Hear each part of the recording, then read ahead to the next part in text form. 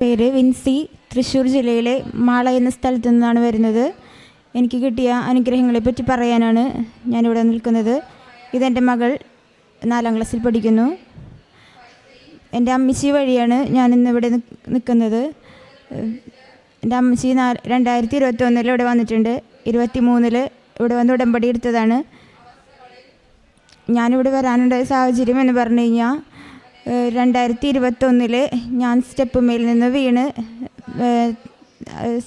വീണ് അതിനുശേഷം തണ്ടലിന് വേദന തുടങ്ങി. പിന്നെ ഡോക്ടറെ കാണിച്ചപ്പോൾ ഡോക്ടർ പറഞ്ഞ ഡിസ്കിന് ചെറുതായിട്ട് അകൽച്ചയുണ്ട് എന്ന് പറഞ്ഞ് അങ്ങനെ മരുന്ന് കഴിച്ച് 1 മാസം കഴിഞ്ഞിട്ടും വേദനയ്ക്കൊന്നും കുറവുണ്ടായിരുന്നില്ല. പിന്നെ അതിന് ശേഷം വേദന കൂടി വന്ന് ഒട്ടും നടക്കാൻ പറ്റാത്ത അവസ്ഥയായി.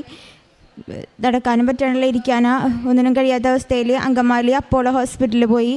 അവിടെ ചെന്ന് MRI സ്കാൻ ചെയ്തപ്പോൾ ഡോക്ടർ പറഞ്ഞ് 2 ഡിസ്കിനും നട്ടെല്ലിനും അകൽച്ചയുണ്ട്, ബെൽറ്റ് ഇട്ട് 3 മാസം റെസ്റ്റ് ചെയ്യണമെന്ന് പറഞ്ഞ് അങ്ങനെ 2 മാസത്തോളം ബെൽറ്റ് ഇട്ട് കഴിഞ്ഞപ്പോഴേക്കും ഒരാശ്വാസമായി. അതിനുശേഷം പിന്നെ കുറച്ച് ദിവസം കഴിഞ്ഞപ്പോഴേക്കും 1 മാസം 2 മാസമൊക്കെ അടുത്തായപ്പോഴേക്കും വീണ്ടും വേദന തുടങ്ങി. അങ്ങനെ ഡോക്ടറെ കാണിച്ച് ഡോക്ടർ അപ്പോഴേക്കും പറഞ്ഞ് കൂടുതൽ അകന്ന് പോയി കഴിഞ്ഞാൽ പിന്നെ സർജറിയൊക്കെ ചെയ്ത് ശരിയാക്കേണ്ടി വരും. അതുകൊണ്ട് വീണ്ടും രാവിലെ എപ്പോഴാണ് എനിക്കണമെന്ന് വെച്ച് കഴിഞ്ഞാൽ അപ്പോൾ തുടങ്ങി ബെൽറ്റ് ഇടുക, വെയിറ്റുള്ള കാര്യങ്ങളൊന്നും ചെയ്യാതിരിക്കുക എന്നൊക്കെ പറഞ്ഞ് അങ്ങനെ ഓരോ ദിവസം ഒരു കണക്കിന് തള്ളി നീക്കിക്കൊണ്ടിരുന്നത്. അതിന് ശേഷമാണ് കുറച്ച് ദിവസം കഴിഞ്ഞപ്പോഴേക്കും കാലിന് നേരെ വെളുത്തേറ്റപ്പോഴേക്കും എൻ്റെ കാലിന് 2 കാലിനും നീര്.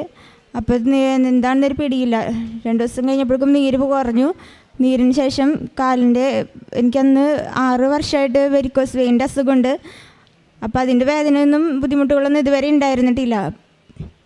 അപ്പോൾ അത് ആണെന്ന് കരുതി ഡോക്ടറെ കാണിച്ചപ്പോൾ ഡോക്ടർ പറഞ്ഞു അതിൻ്റെ കുഴപ്പമൊന്നുമില്ല എന്ന് പറഞ്ഞ് മസിലിൽ നീർക്കെട്ടാന്ന് പറഞ്ഞ് മരുന്ന് തന്ന്.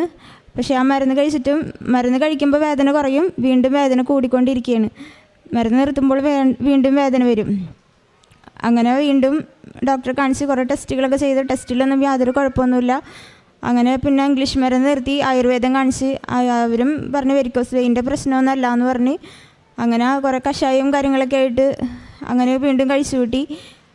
ഇടയ്ക്ക് പിന്നെ അങ്കമാലി അപ്പോളോ ഹോസ്പിറ്റലിൽ വേദന കുറയാണ്ട് വന്നപ്പോൾ വീണ്ടും അങ്കമാലി അപ്പോളോ ഹോസ്പിറ്റലിൽ പോയി.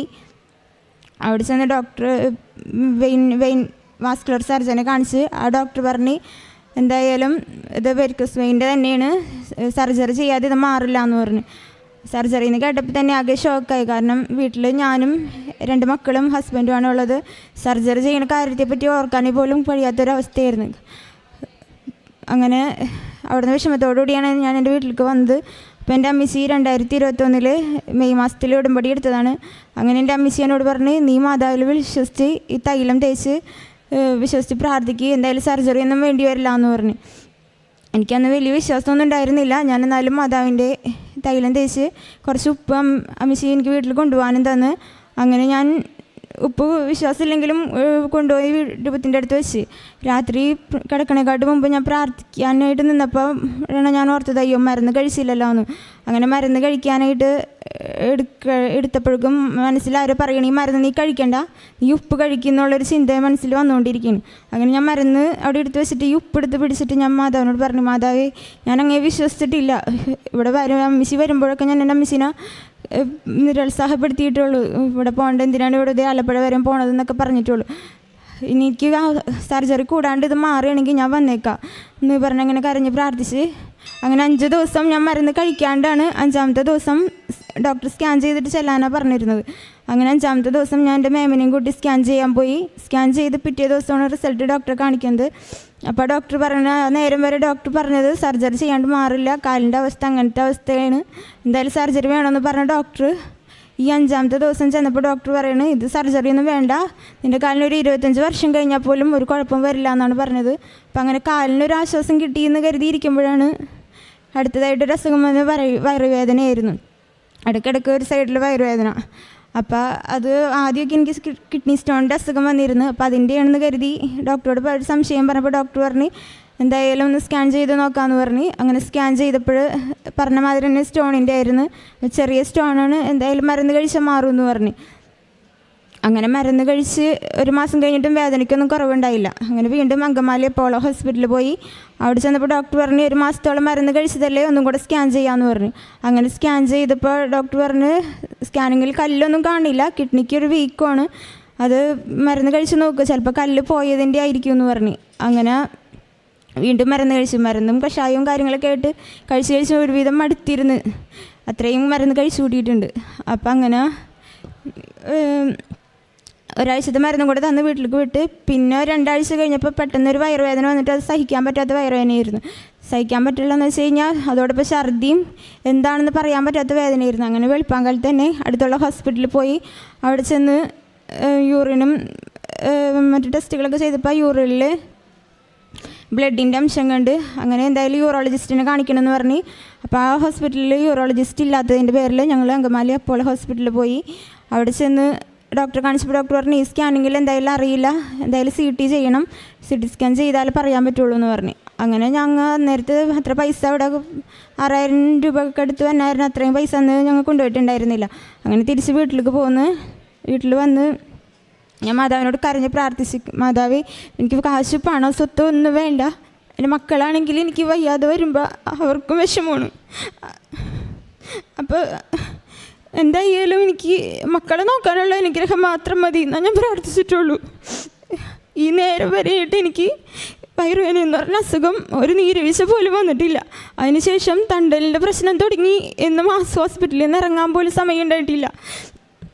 പക്ഷേ ഈ സമയം വരെ ഒരു നീരുവീഴ്ച പോലും വരാതെയാണ് മാതാവ് എന്നെ കാത്തു സംരക്ഷിച്ചത്. അതിനുശേഷം സെപ്റ്റംബർ 4 2023 സെപ്റ്റംബർ 4 വന്ന് ഉടമ്പടി എടുത്ത്. ഉടമ്പടിയിൽ ഞാൻ ആദ്യത്തെ നിയോഗം വെച്ചത് പരിശുദ്ധാത്മാവിൻ്റെ ശക്തി ലഭിക്കാനാണ്. അതിലാദ്യം 2 ദിവസമൊക്കെ എനിക്ക് പ്രാർത്ഥിക്കാനായിട്ട് ഇത് വലിയ പ്രാർത്ഥനയുള്ളൂ എന്നുള്ളൊരു ഇതിലായിരുന്നു. ചിലപ്പോൾ 5:30 എന്നുള്ളത് 5:45 ആകുമ്പോഴാണ് എണീക്കാൻ പറ്റണത്. അതിൽ ഞാൻ ഭയങ്കരമായിട്ട് വിഷമിച്ച് മാതാവിനോട് പ്രാർത്ഥിച്ച്. പിന്നെ 4:45 ആകുമ്പോഴേക്കും എനിക്ക് അലാറം വെക്കാതെ തന്നെ എനിക്ക് എണീക്കാനുള്ള അനുഗ്രഹം തന്ന്. അതുപോലെ പള്ളിയിൽ പോകാനായിട്ട് കുറച്ച് ദിവസം പള്ളിയിൽ പോകാൻ പറ്റിയിരുന്നില്ല. പിള്ളേർ സ്കൂളിൽ പോകണതുകൊണ്ട് അവരുടെ ടൈമൊക്കെ വൈകണ കാരണം കൊണ്ട് പള്ളിയിൽ പോകാൻ പറ്റില്ല എന്ന് കരുതി അങ്ങനെ പള്ളിയിൽ പോയില്ല. പിന്നെ ഒരു ദിവസം എൻ്റെ അമ്മച്ചി ഉണ്ടായിരുന്ന അന്ന് എനിക്ക് പള്ളിയിൽ പോകണമെന്ന് ഭയങ്കര ആഗ്രഹമായിരുന്നു. അങ്ങനെ പള്ളിയിൽ പോയി അന്ന് എന്തെന്നില്ലാത്തൊരു പ്രത്യേക ഒരു അനുഭൂതിയായിരുന്നു മനസ്സിൽ. സമയത്തിനും ഒരു വ്യത്യാസമില്ലാണ്ട് ഒരു സമയത്തിന് സ്കൂളിൽ പറഞ്ഞു വിടാൻ പറ്റി. അതുപോലെ തന്നെ അതിന് ശേഷം പിന്നെ തണ്ടലിൻ്റെ ഡിസ്കിന് ബെൽറ്റ് ഇട്ടിരിക്കുകയായിരുന്നു. 2 വർഷത്തോളം ബെൽറ്റിലായിരുന്നു ജീവിതം. ഇവർ പിള്ളേരൊക്കെ കൂടെയാണ് എന്തെങ്കിലും സഹായിച്ചൊക്കെ തരുന്നത്. അതിൽ ഞാൻ ഭയങ്കരമായിട്ട് വിഷമിച്ചിരുന്നു. അതൊന്നും ഉടമ്പടിയിൽ വെച്ചതേ ഇല്ല. എന്നിട്ട് മാതാവ് അതെനിക്ക് ഈ നേരം വരെ ഞാൻ ബെൽറ്റ് ഉപയോഗിക്കണില്ല. അങ്ങനത്തെ ഒരു അവസ്ഥയിൽ മാതാവ് എന്നെ രക്ഷിച്ച്. അതിന് ശേഷം ഒരസുഖം വരാതിരിക്കുകയായിരുന്നു. പിന്നെ ഒരു 6-7 വർഷമായിട്ട് എൻ്റെ പല്ലിൻ്റെ ഒരു ഗ്യാപ്പില്ലാണ്ട് കട്ടപ്പല്ല് ഒരു ഉള്ളിലായിരുന്നു. അപ്പോൾ അത് സർജറി ചെയ്തെടുക്കണമെന്നാണ് ഡോക്ടർ പറഞ്ഞിരുന്നത്. പക്ഷെ പേടി കൊണ്ട് ഞാൻ ഇത്രയും നാളും അത് ഇടയ്ക്കിടയ്ക്ക് ഇൻഫെക്ഷൻ വരുമ്പോൾ ഉപ്പുവെള്ളം വായു കൊണ്ടിട്ടാണ് മാറിയിരുന്നത്. പക്ഷേ ഉടമ്പടിന് ശേഷം കഴിഞ്ഞ ജനുവരിയിൽ ഇതുപോലെ ഇൻഫെക്ഷൻ വന്ന് ആ ഇൻഫെക്ഷനിൽ ഉപ്പുവെള്ളം കൊണ്ടിട്ടൊന്നും മാറണില്ല, ഭയങ്കര വേദനയും കാര്യങ്ങളായിരുന്നു. അപ്പോൾ വീണ്ടും ഡോക്ടറെ കാണാൻ പോയപ്പോൾ ഡോക്ടർ ഇത് തന്നെ പറഞ്ഞ് 2-3 ഹോസ്പിറ്റലിൽ പോയി. ആ ഡോക്ടർമാർ പറഞ്ഞത് ഇതെന്തായാലും സർജറി ചെയ്യാതെ മാറില്ല, സർജറി തന്നെ ചെയ്യണം, അല്ലാതെ പല്ല് എടുക്കാൻ പറ്റില്ല എന്നാണ് പറഞ്ഞത്. സർജറി എന്ന് കേൾക്കുമ്പോൾ എനിക്ക് തന്നെ പേടിയാണ്. അങ്ങനെ സർജറി ചെയ്യാമെന്ന് തീരുമാനിച്ച് മനസ്സിലാരും പറയണത് എടുക്കാതെ പറ്റില്ല, നീ അത് എടുത്തേ പറ്റുമെന്ന് മാതാവ് തന്നെ എന്നോട് ധൈര്യം തരുകയാണ്. അങ്ങനെ ഞാൻ മാതാവിനെ കൂട്ടുപിടിച്ച് ജനുവരി 29 പല്ലിന് എടുക്കാൻ വേണ്ടിയിട്ട് ഹോസ്പിറ്റലിൽ പോയി. അപ്പോൾ ഓരോ സാക്ഷ്യങ്ങളിൽ ആൾക്കാർ പറയാനോ കേട്ടിട്ടുണ്ട്, ഉപ്പിട്ടിട്ടൊക്കെയാണ് പോണതെന്ന്. അങ്ങനെ പേടിച്ച് ഹോസ്പിറ്റലിൽ പോയി. ഞാൻ മാതാവിനോട് പറഞ്ഞു, മാതാവിൻ്റെ ധൈര്യത്തിലാണ് ഞാൻ പോണത്, എൻ്റെ ശക്തി ഇതുകൊണ്ട് ഞാൻ പോണതല്ല, മാതാവ് തന്നെ കൂടെ വന്ന് എൻ്റെ പേടിയില്ലാതെ എനിക്ക് ആ പല്ലെടുക്കാൻ പറ്റണമെന്ന് പറഞ്ഞു. അങ്ങനെ അവിടെ ഹോസ്പിറ്റലിൽ എത്തിയപ്പോൾ മാതാവ് തന്നെ എനിക്ക് വേണ്ടിയിട്ട് ഡോക്ടർമാരും നഴ്സുമാരും പ്രത്യേകം ഒരുക്കിയിരുന്നു. ഒരു കുഞ്ഞുങ്ങളോട് ഒരു ഡോക്ടർമാർ പെരുമാറുന്നത് എങ്ങനെയാണ് അതേപോലത്തെ ഒരു ഇതിലാണ് ആ ഡോക്ടർമാർ എന്നെ അത്രയും ഒരു പുന്നാരിപ്പിച്ച ഒരു രീതിയിലാണ് അവരെന്നോട് പെരുമാറിയത്. ഞാൻ തന്നെ മനസ്സിൽ പെട്ടെന്ന് ചിരിച്ചു പോയത്, എന്താണ് ഇവരിങ്ങനെ പെരുമാറണേന്ന്. അത്രയും ഇതിലാണ് അവരെന്നോട് പെരുമാറിയത്. അങ്ങനെ വീണ്ടും എക്സ്റേ എടുത്ത് നോക്കിയപ്പോൾ ഡോക്ടർ പറഞ്ഞു പല്ല് ഉള്ളിലാണ്, സമയം എടുക്കും, പെട്ടെന്ന് തന്നെ സാധാ പല്ലെടുക്കണമാതിരി എടുക്കാൻ പറ്റില്ല എന്ന് പറഞ്ഞ്. അപ്പോൾ ഞാൻ മനസ്സിൽ മാതാവിനോട് പറഞ്ഞത്, മാതാവ് ഞാൻ ഉടമ്പടി എടുത്ത അന്ന് മുതൽ 1:30 മണി തൊട്ട് 3 മണി വരെ ഞാൻ പ്രാർത്ഥനയ്ക്കായിട്ട് മാതാവിന് വേണ്ടി ചിലവഴിക്കുന്ന സമയമാണ്. അപ്പോൾ 1 മണിയായപ്പോഴാണ് ഞാൻ ഹോസ്പിറ്റലിൽ പോയത്. അപ്പോൾ ഞാൻ മാതാവിനോട് പറഞ്ഞു, മാതാവ് 2 മണിക്കെങ്കിലും എനിക്ക് വീട്ടിലെത്താൻ പറ്റണം. എല്ലാ ദിവസവും 2:30 ഞാൻ പ്രത്യക്ഷീകരണ പ്രാർത്ഥന ചൊല്ലി പ്രാർത്ഥിക്കുന്ന സമയമാണ്. എനിക്ക് ആ 2 മണിക്കെങ്കിലും വീട്ടിലെത്താൻ പറ്റണമെന്നാണ് ഞാൻ പ്രാർത്ഥിച്ചത്. അങ്ങനെ ഡോക്ടർ മരയിപ്പിക്കാൻ വേണ്ടിയിട്ട് അവിടെ കിടത്തി കഴിഞ്ഞ് ഒരു 10 മിനിറ്റ് വേണ്ടി വന്നില്ല. അത്രയും സമയം എടുക്കുമെന്ന് പറഞ്ഞിട്ട് ഒരു 10 മിനിറ്റ് പോലും വേണ്ടി വരാതെ പല്ലെടുക്കാൻ പറ്റി. അതെന്ന് വെച്ച് കഴിഞ്ഞിട്ടുണ്ടെങ്കിൽ പല്ലെടുക്കണേന് വേദന ഒന്നും ഉണ്ടായിരുന്നില്ല. പക്ഷെ ഒരു മെഷീൻ വെച്ചിട്ട് പല്ലിനെ കുത്തി അമർത്തുമ്പോൾ തല മൊത്തം കിടുങ്ങണ ഒരു അവസ്ഥയായിരുന്നു. ആ ഒരു അവസ്ഥയെന്ന് പറഞ്ഞു കഴിഞ്ഞാൽ പറയാൻ പറ്റാത്തൊരു ഇതായിരുന്നു.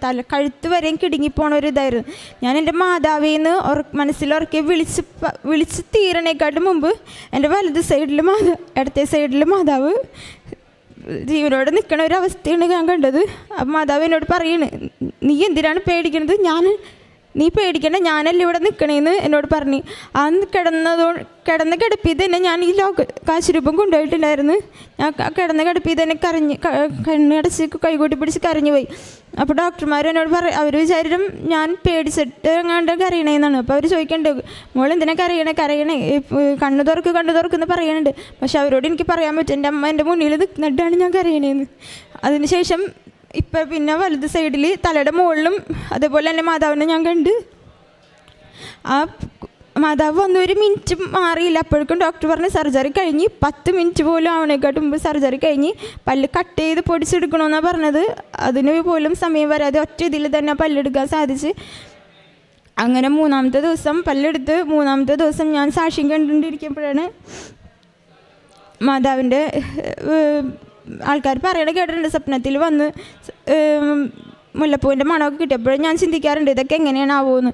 അതിനുശേഷം ഉടമ്പടി എടുത്ത് ഒരു 3 ആഴ്ച കഴിഞ്ഞപ്പോഴേക്കും ഞാൻ മാതാവിൻ്റെ സ്വപ്നത്തിൽ വന്ന് പെട്ടെന്ന് തന്നെ എൻ്റെ മുന്നിൽ നിൽക്കുകയാണ്. ഞാൻ കൈ കൂട്ടി പിടിച്ച് അമ്മയെന്ന് കരഞ്ഞിട്ടും എനിക്ക് പെട്ടെന്ന് ഇപ്പോൾ ഹസ്ബൻഡിനെ വിളിക്കാൻ പോലും പറ്റിയില്ല. കാരണം അത്രയും മുഖവും നാക്കൊക്കെ ആകെ മരയിച്ച് പോയി, പേടിച്ച്. അങ്ങനെ ആ ഒരു ദിവസം അങ്ങനത്തെ ഒരു സ്വപ്നം കണ്ട് പിന്നെ അതിന് ശേഷം സാക്ഷ്യം കണ്ടുകൊണ്ടിരിക്കുമ്പോൾ പിന്നെ മാതാവിൻ്റെ മുല്ലപ്പൂവിൻ്റെ ഗന്ധം അറിയാൻ സാധിച്ച്.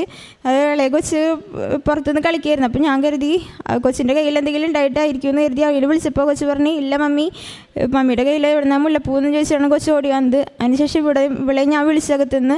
അപ്പോൾ ഇവളും പറഞ്ഞില്ല മമ്മിയുടെ കയ്യിൽ എന്നിട്ട് നല്ല മണ്ണുണ്ടല്ലോ എന്ന് ഇവരും പറഞ്ഞ്. പിന്നെ എനിക്ക് മനസ്സിലായി എൻ്റെ അമ്മ എൻ്റെ അടുത്ത് വന്നതാണെന്ന്. അതിനുശേഷം എനിക്ക് തോന്നിയത് നമുക്കൊരു കുഞ്ഞു കൊച്ചിന് ഒരു വയ്യാതെ വരുമ്പോൾ നമ്മുടെ അമ്മ എത്രത്തോളം നമ്മൾ അമ്മമാർ കൂടെ ഉണ്ടാവും അതേപോലത്തെ ഒരു അനുഭവമായിരുന്നു ഈ 10 ദിവസം വരെ ഞാൻ വായിൽ സ്റ്റിച്ചോടുകൂടി ഇരുന്നപ്പോഴും മാതാവ് എൻ്റെ അടുത്തുണ്ടായിരുന്നത്. അത്രയും അനുഭവങ്ങളും അനുഗ്രഹങ്ങളും മാതാവ് എനിക്ക് തന്ന്. അതിനുശേഷം അതിനുശേഷം എൻ്റെ ഭർത്താവിന് വിട്ടുമാറാതെ ചുമയായിരുന്നു 2 വർഷത്തോളം. ഫാനിൻ്റെ ഇത്തിരി കാറ്റ് കൊണ്ടു കഴിഞ്ഞാൽ തന്നെ അന്ന് ചെവി ചൊറിച്ചിലും തൊണ്ടകാർച്ചയും അങ്ങനെയുള്ള ബുദ്ധിമുട്ടുകളായിരുന്നു. എന്നും 2 വീലറും പോകുമ്പോൾ ഒരു കുപ്പി മരുന്ന് ആളുടെ കയ്യിൽ വെച്ചിട്ടാണ് പണിക്ക് പോണത്.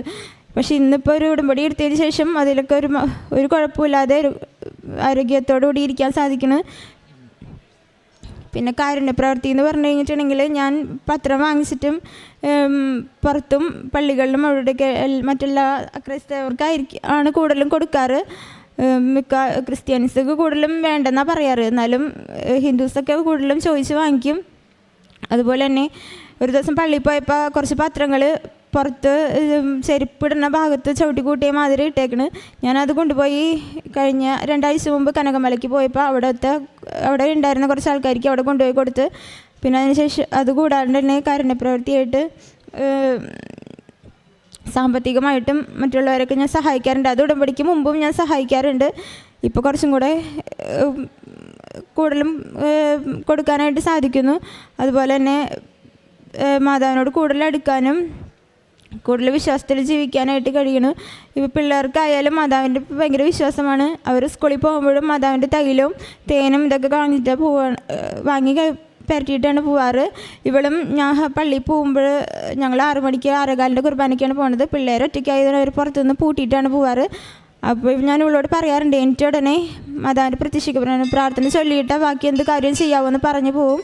ഇവൾക്കും ഒരുവിധം മാതാവിൻ്റെ പ്രാർത്ഥന കാണാതെ ചൊല്ലാനറിയാം. പിന്നെ അതുപോലെ തന്നെ 6 വയസ്സുള്ള എൻ്റെ കൊച്ചിനും വൈകുന്നേരത്തെ സന്ധ്യാപ്രാർത്ഥന എത്തിക്കാൻ അവൾക്കാണ് കൂടുതൽ ഇൻട്രസ്റ്റ്. അവൾ അത് സായാഹ്ന പ്രാർത്ഥന കാണാതെ ഒരുവിധം ആ കൊച്ചിന് പോലും കാണാതെ പോലും അറിയാൻ പറ്റുന്നുണ്ട്. കാരണം അത്രയും മാതാവായിട്ട് അവൾക്ക് കൂടുതൽ ബന്ധമാണ്. അതുപോലെ എനിക്ക് മുമ്പ് കിട്ടിയ ഓരോ അനുഗ്രഹങ്ങൾക്കും 1000 നന്ദി പറഞ്ഞ് നിർത്തുന്നു.